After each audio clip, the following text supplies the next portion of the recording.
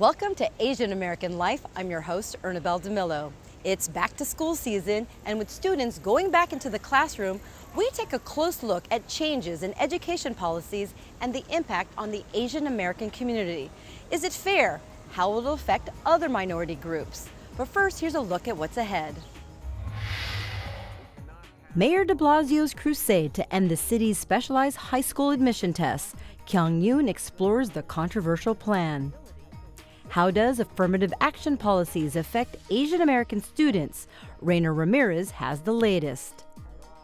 Bolder than ever, Minnie Rowe meets the women who are climbing new heights. Top chef Dale Talde cooks up a storm. His famous adobo had us asking for seconds. This and more on Asian American Life. New York City's mayor is pushing to make big changes in the admission process to New York specialized high schools. The effort is drawing raw emotions from all sides. Kyung Yoon has more. I'm Kyung Yoon. When New York City Mayor de Blasio proposed a new plan in June to change the admissions process of the city's elite specialized high schools, it kicked off another round of conversations and controversy. When Professor Saeed Ali attended Stuyvesant in the 1980s, the student population at the prestigious public high school looked different from what it is today. In the 80s, it was about probably 10-11% Black and Latino. It was the rest of it was split pretty evenly between whites and Asian. But since the late 80s, the proportion of Black and Latino students has fallen to just 4%, while the Asian American student population has risen to 75%.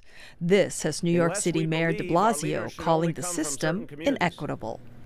We cannot have our most prestigious schools available only to some and not to others. Stuyvesant is one of 8 selective New York City public schools that uses student performance on the Specialized High School Admissions Test, or SHSAT, as the sole basis for admission. Because these high schools are often a gateway to good colleges and economic mobility, the stakes to get in are high. I would not probably be a professor had I not gone to Stuyvesant. Like, I would not, do the kinds of things that I do and have the kind of taste that I have. Professor Ali, who grew up on Staten Island as the son of Indian immigrants, now teaches sociology at Long Island University in Brooklyn. He has more than just a personal interest in the subject. He's co-authoring a book on the long-term effects of attending Stuyvesant High School, having so far interviewed more than 70 adult alumni of all ages. It was really transformative for poor kids and minority kids, and also for outer borough kids, like from Queens and from Staten Island and from the far reaches of Brooklyn and the Bronx. A lot of people who we talked to who grew up poor, because they went to Stuyvesant, their horizons widened dramatically. And so for them, it was just assumed, yes, of course I'm going to go to college and be a professional and do really well. Every fall, nearly 30,000 New York City 8th and 9th graders line up to take the SHSATs, hoping to land a spot at one of the specialized schools that can open doors to new paths of opportunities. But the mayor says there's a better way to evaluate students, and he wants to do away with the tests altogether. We need Albany to act. We need Albany to act and pass the legislation that will actually create fairness and get away from this one broken test and actually look at something a lot of us up here really, really believe in. We call it multiple measures. The mayor's 2-part plan, which has gone to Albany, includes setting aside 20% of the seats at each specialized high school for students from high-poverty middle schools who score just below the cutoff. The second part of the plan is to eliminate the specialized test over 3 years and reserve seats for top performers at each New York City middle school. This move requires approval by the New York State Legislature.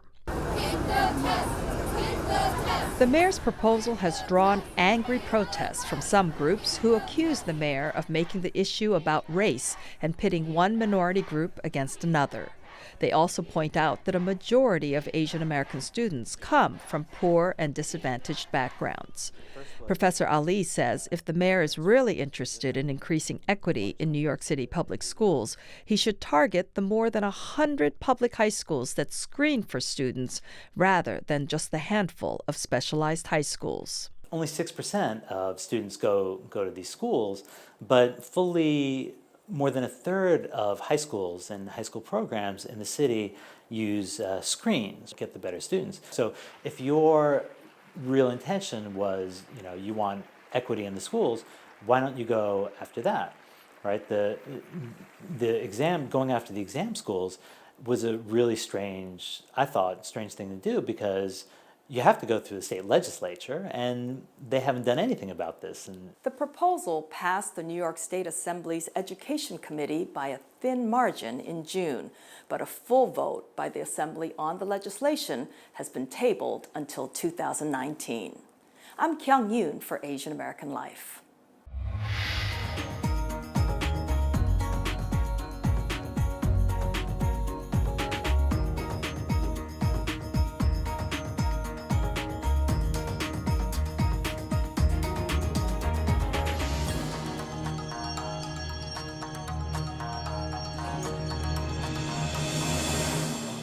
It's tough to get into Harvard University.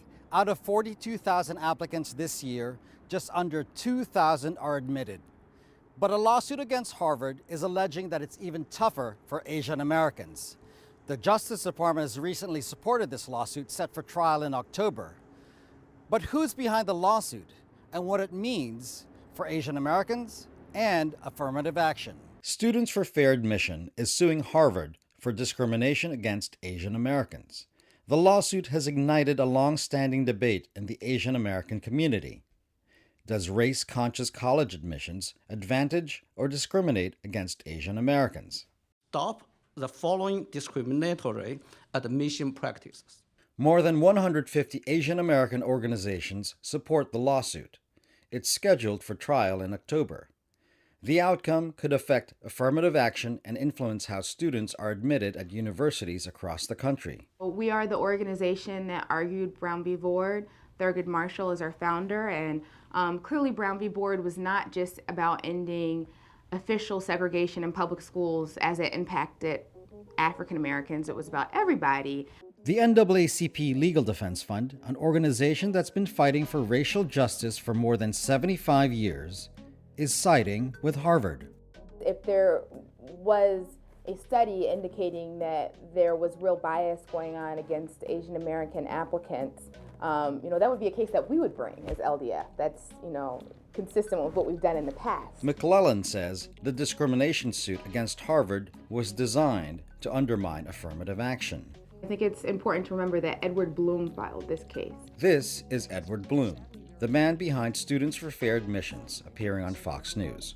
College administrators and bureaucrats and admissions officers are wed to the idea that your race should be used to help you, or your race should be used to harm you in your admissions process. And this is also Edward Bloom with Abigail Fisher when she sued the University of Texas at Austin, claiming that the university's admissions process, which included race as a factor, put her, as a white woman, at a disadvantage. There were people in my class with lower grades who weren't in all the activities I was in who were being accepted into UT, and the only other difference between us was the color of our skin. Fisher v. Texas went all the way to the Supreme Court in 2016.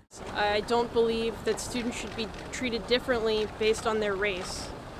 Hopefully, this case will end racial classifications and preferences in admissions at the University of Texas. The justices ruled that racial quotas were illegal, but race can be used as one of many factors to admit students to the university.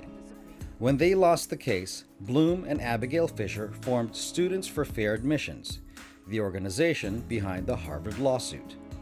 Bloom said he could not comment because of the ongoing lawsuit, but he did put me in touch with 8020, an Asian American political action organization. Attorney Jingli Yu is a board member. We do support Students for Fair Admissions in their lawsuit against Harvard, which is narrowly tailored against discrimination against Asian Americans. Yu says the case has exposed evidence that Harvard admissions scored Asian Americans lower on personality traits. Why would they rate Asian Americans lower on personality traits than anyone else? Must be because they think Asian Americans are nerds. Asian Americans are, are not likable. But if the ultimate goal of this lawsuit, though, is to undercut or get rid of affirmative action, race-based admissions policies, right? Wouldn't that be detrimental not just for Asian Americans, but also other people of color? I think this lawsuit, the ultimate goal is to fight against discrimination against Asian Americans. I don't think it's a fair characterization to say that this lawsuit is about chipping away at affirmative action. I believe it's a Trojan horse that they're bringing in to try to blow up affirmative action, and that they're using the possibly legitimate grievances of Asian Americans to divert anger to the wrong issue. Author myung-ok Lee teaches creative writing at Columbia University. The metaphor I would use more is the way the pickpocket works. The pickpocket distracts you with one hand while picking your pocket with the other. I think this is a false equivalence that Asian American admission and affirmative action are somehow at odds with each other. So Students for Fair Admissions, again, Ed Bloom and Abigail Fisher, are claiming that they're concerned about discrimination against Asian Americans, but they're seeking the end of race-conscious admissions. And we know that that will not actually improve outcomes for Asian Americans applying to Harvard. Instead, it's likely to improve outcomes for white students, and it's likely to very severely worsen outcomes for Black and Latino students. That's what happened in California, when the state banned the University of California to use race as one of the many factors in admission. Enrollment among Blacks and Hispanics dropped from 24% to 13%. Asian American enrollment remained steady at about 30%. While 71% of Americans say affirmative action in college campuses are a good thing, the Trump administration called on universities to abandon the use of race as a factor in their admissions process. I just want to be clear that guidance is just that, guidance. It does not change the law. And rescinding guidance has nothing to do with reversing Fisher v. Texas and what the Supreme Court was very clear in saying, which is that it does not violate the Constitution to consider race as one of many factors in admissions. The support among Chinese Americans dropped from 78% to 41% from 2012 to 2016. 2/3 of Asian Americans support affirmative action, even those rejected by Harvard, like author myung-ok Lee. Having a more diverse campus in terms of underrepresented groups is better for everybody. For Asian American Life, I'm Rayner Ramirez.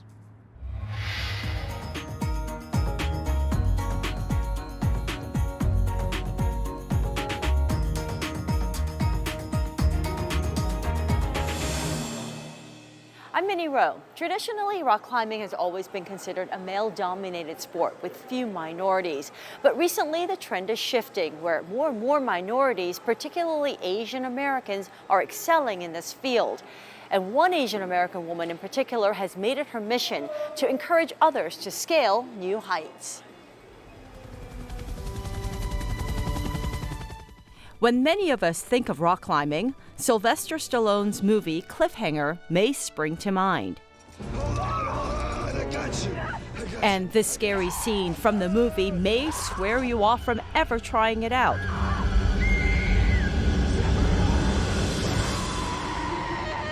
But in reality, rock climbing for the average person is an immensely safe and controlled sport.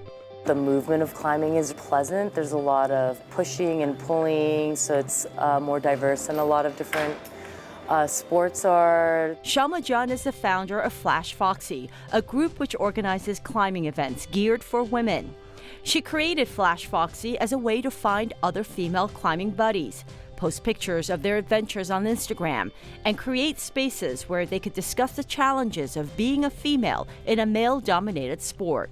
Women guides in the profession of teaching climbing are often questions about their ability, assumptions that we're not as knowledgeable about climbing. I've had it where I'll be climbing with a male climbing partner and somebody will come over and they'll just ask my partner all the questions, you know?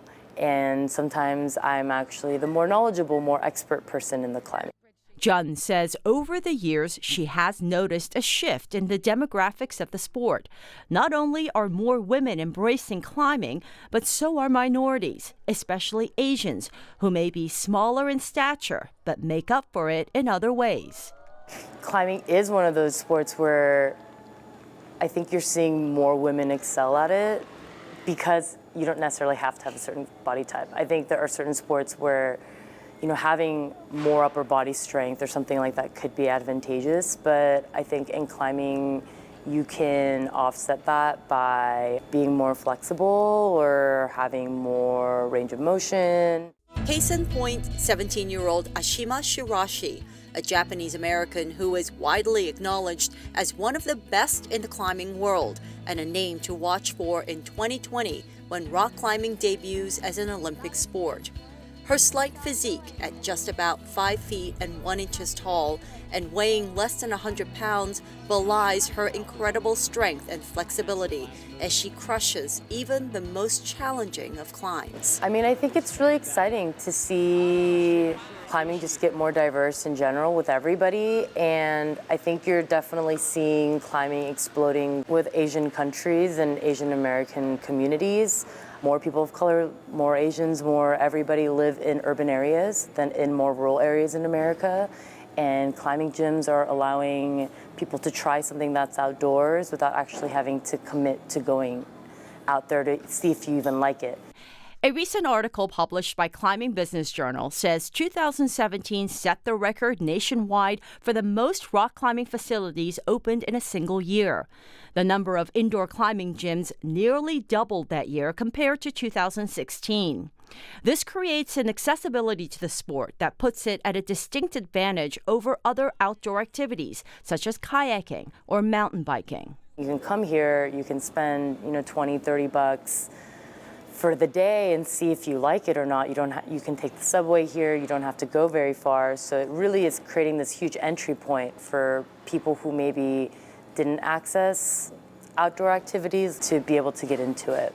Jun herself is a latecomer to the sport, having discovered it as an adult while recovering from shoulder surgery. Within a few short years, Jun rose to the top of the climbing world in her own way. When she introduced the first Flash Foxy women-only climbing event in 2016, the 350 slots sold out in less than a minute. The second year, there were 800 people on the waiting list. Women are looking for ways to come together. They're looking for ways to find community and to network and create experiences together. And that goes much beyond what I created. And her work earned her a coveted spot on Outside Magazine's list of top 40 women who have advanced the outdoor world through their leadership. I felt like I was on the bottom of that list. Michelle Obama was on that list, And I hope that the inspiration that I can give is a little different than a professional athlete, because a professional athlete inspires by the incredibly high level of athleticism that they show. And while I am a serious climber, I'm certainly not at that level. And I hope that what I can show is that, hey, you don't have to be at that level to be out there and doing it. With the increase of women and minorities shattering glass ceilings and dominating their field, Jun says she looks forward to a future of equal representation in all extreme sports. Just seeing more Asians out there doing every single type of profession or job or leadership position possible is just going to help reinforce that someone who looks like me, who is from the same background as me, who maybe has the same situation as I do, can go out there and do that, and that's really exciting. I'm Minnie Rowe for Asian American Life.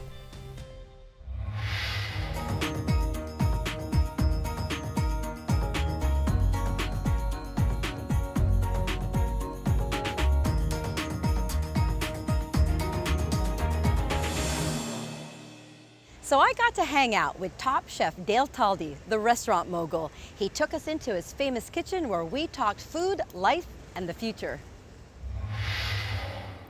So it's a basic pork and chive, like a traditional dim sum style pork and chive dumpling. Come on in. Dale Talde is cooking something up for us. His pretzel pork and chive dumpling, just think pot sticker meets German pretzel, is a customer favorite.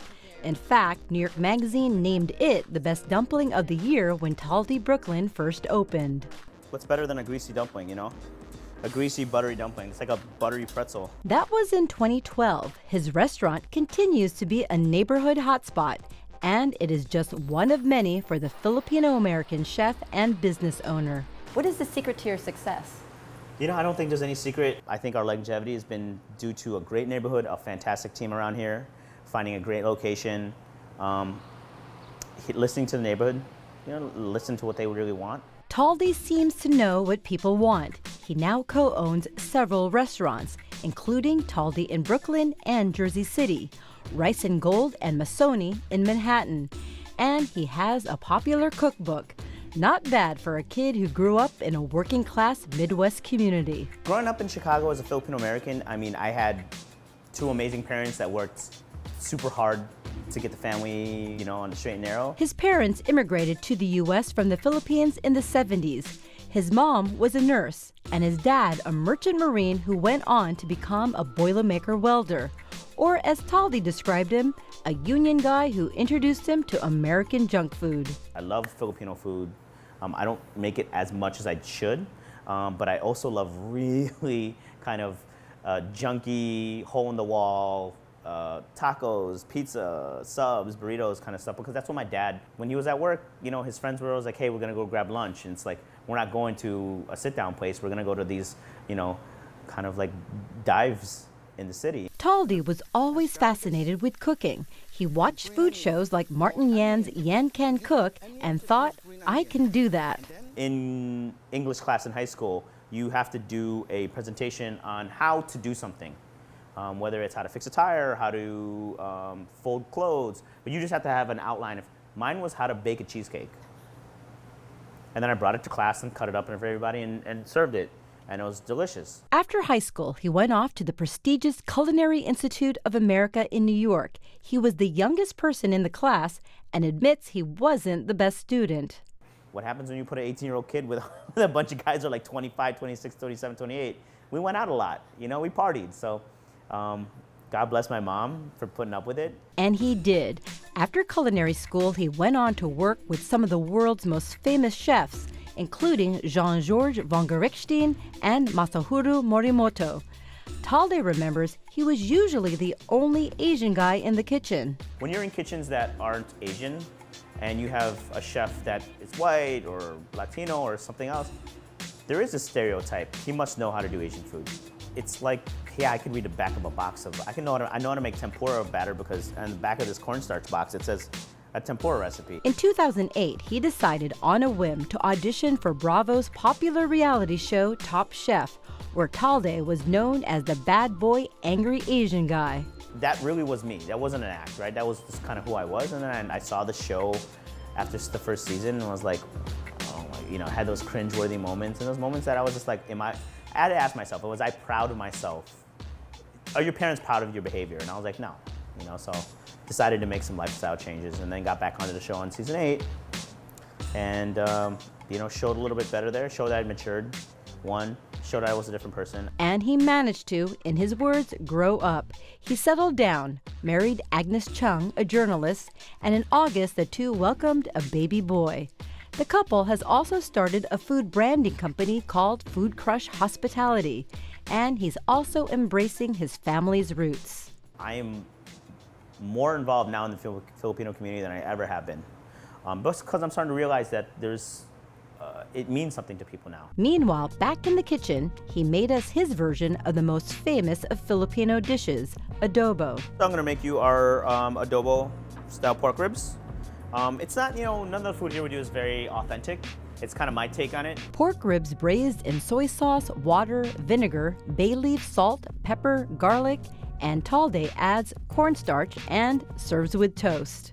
It's never going to be 100% Filipino because I'm not 100% Filipino. I grew up in Chicago eating, you know, dinuguan and, you know, pancit molo, but I also grew up eating deep dish pizza and amazing tacos. And that's how it usually is when you straddle both worlds, Filipino and American.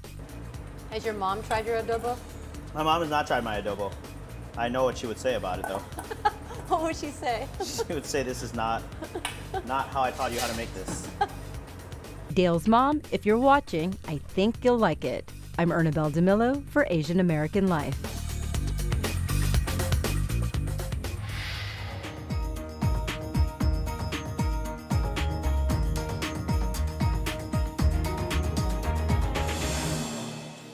That's our show for now. If you want more information, you can check us out on Facebook at Asian American Life. I'm Ernabelle DeMillo. We'll see you next time.